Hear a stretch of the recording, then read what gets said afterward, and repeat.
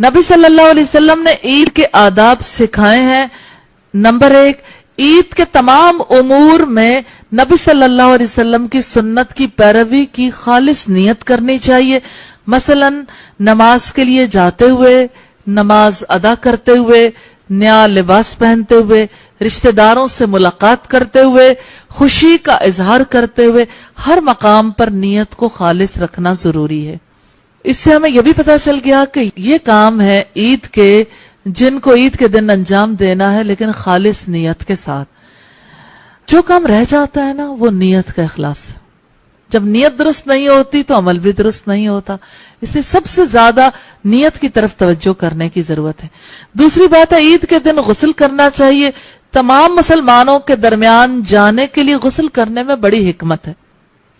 اس کی وجہ سے جسم کی بو دور ہوتی ہے اور اچھی خوشبو آتی ہے۔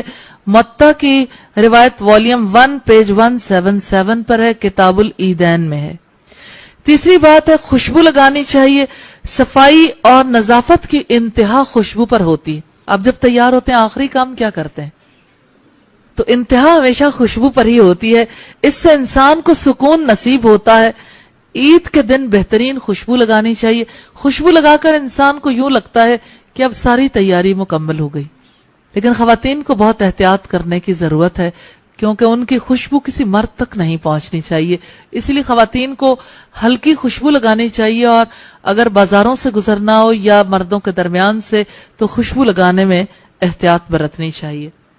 چوتھی بات ہے، انسان استطاعت رکھتا ہو تو اسے عید کے دن نئے کپڑے پہننے چاہیے۔ اس سے اللہ تعالیٰ کی نعمت کا اظہار ہوتا ہے اور عید کی خوشی پر اظہار مسرت بھی۔ اللہ تعالیٰ جمیل ہے اور جمال کو پسند کرتا ہے، یعنی خوشی کے مواقع پر اچھا ڈریس اپ ہونا یہ اسلام کا پسندیدہ کام ہے۔ بخاری کی روایت ہے 948 اور مسلم کی روایت ہے 2068۔ پانچویں بات ہے، نماز عید الفطر کے لیے نکلنے سے قبل صدقہ فطر دینا چاہیے۔ بخاری کی روایت ہے 1509 اور مسلم کی روایت ہے 2588۔ چھٹا ادب ہے، عید الفطر میں گھر سے نکلنے سے پہلے کھجوریں کھانی چاہیے۔ یہ بخاری کی روایت 953 سے پتہ چلتا ہے۔ اور ساتواں ادب ہے، عید الاضحیٰ میں قربانی سے پہلے کچھ نہ کھانا سنت ہے۔ ترمذی کی روایت ہے 542 نمبر پر۔ بہت آسانی ہے خواتین کے لیے، کچھ بھی نہ بنائے، کیونکہ کچھ کھانا ہی نہیں، سنت نہیں ہے نا۔ عید الاضحیٰ پہ کچھ کھا کے جانا سنت نہیں ہے۔ قربانی کرنے والے کے لیے سنت ہے کہ اپنی قربانی کے گوشت میں سے کھائے۔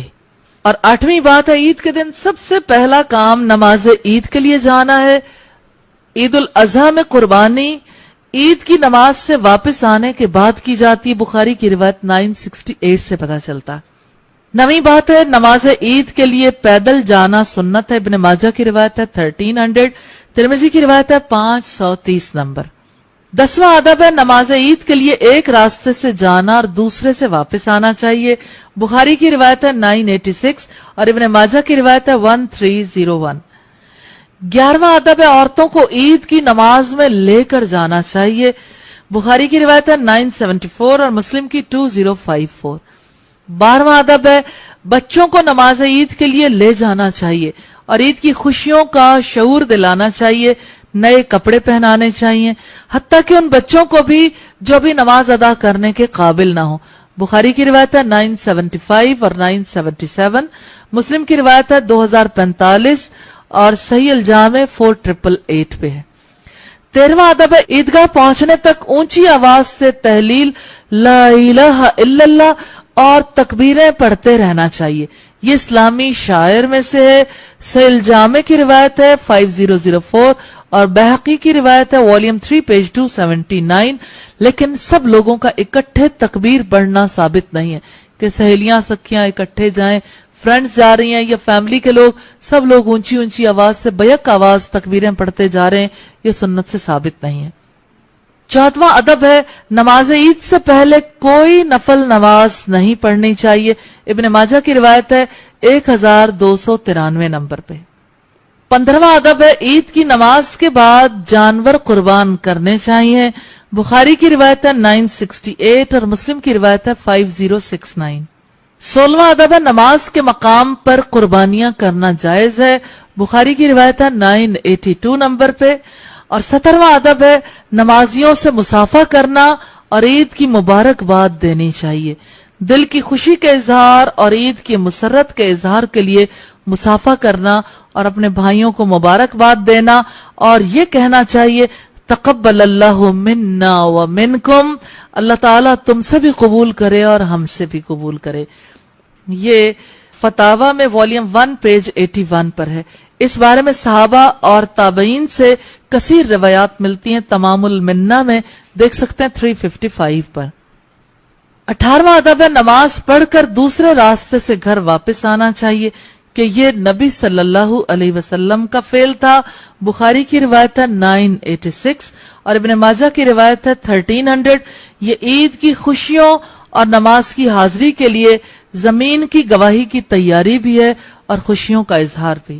19واں ادب ہے عزیز و اقارب سے ملنا چاہیے، صلہ رحمی کرنا ہر وقت واجب ہے، لیکن عید کے دن بہت زیادہ تاکید ہے، حتیٰ کہ عزیزوں کے دل خوشی اور مسرت سے بھر جائیں، خاص طور پر چھوٹے بچوں اور عورتوں کو تحفے دینے چاہیے۔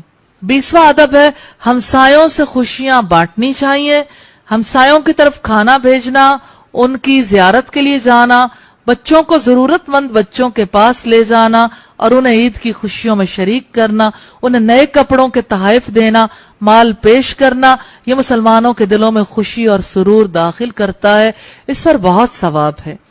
21واں ادب یہ ہے کہ چھوٹے بچوں کو عید کی خوشیوں کا شعور دلانے کے لیے مباح کھیلوں، تفریح گاہوں، پارکوں وغیرہ میں لے جانا چاہیے، بخاری کی روایت 950 اور 952 سے پتہ چلتا ہے۔ انہیں جدید کھلونے بھی دلوانے چاہیے تاکہ انہیں عید کے دن اور عام دنوں کا فرق محسوس ہو اور وہ عید کا انتظار کریں۔ 22واں ادب ہے اللہ تعالیٰ کی اطاعت کرنے اور نافرمانیوں سے رکنے کی کوشش کرنی چاہیے۔ عید کے دن کھانے پینے اور خوشی منانے کے ہوتے ہیں اور اکثر لوگ مباح سے حرام کاموں کی طرف چلے جاتے ہیں، جیسے خواتین کا زینت کا اظہار کرنا۔ زینت کرنا منع نہیں ہے، مردوں کے سامنے اظہار کرنا منع ہے۔ اسی طرح میوزک سننا اور لہو و لعب کے کاموں میں مصروف رہنا اور ایسے کام کرنا جن سے اللہ تعالیٰ ناراض ہوتا ہے۔ کتنے حرام کام ہیں جو اس دن انجام دیے جاتے ہیں اور کتنی ہی نافرمانیاں ہیں جن کا ارتکاب کیا جاتا ہے۔ عید کے دن کتنے نیکی اور بھلائی کے کام ہو سکتے ہیں، صلہ رحمی کے کام عید کے دن کیوں نہ ہوں، فقراء اور محتاجوں کے دلوں کو خوشیوں سے کیوں نہ بھریں۔ ہر عقل مند مسلمان کے لیے ضروری ہے کہ وہ ایسے تمام کاموں سے بچے جو دنیا میں نفع مند محسوس ہوں لیکن آخرت کا نقصان کرنے والے ہوں۔ اللہ کی نافرمانی میں کون سی خوشی ہے جو انسان کو حاصل ہو جاتی ہے؟ ایک مسلمان کو عید کے دن اسلامی آداب کا خیال رکھنا چاہیے، اللہ تعالیٰ کی فرما برداری خوشی کی حالت میں کرنی چاہیے۔ جو تکلیف کی حالت میں اللہ تعالیٰ کا عبادت گزار بن جاتا ہے اسے خوشیوں میں بھی رب کی اطاعت کرنی چاہیے۔ تو یہ عید کے آداب ہیں جو ہم نے دیکھے۔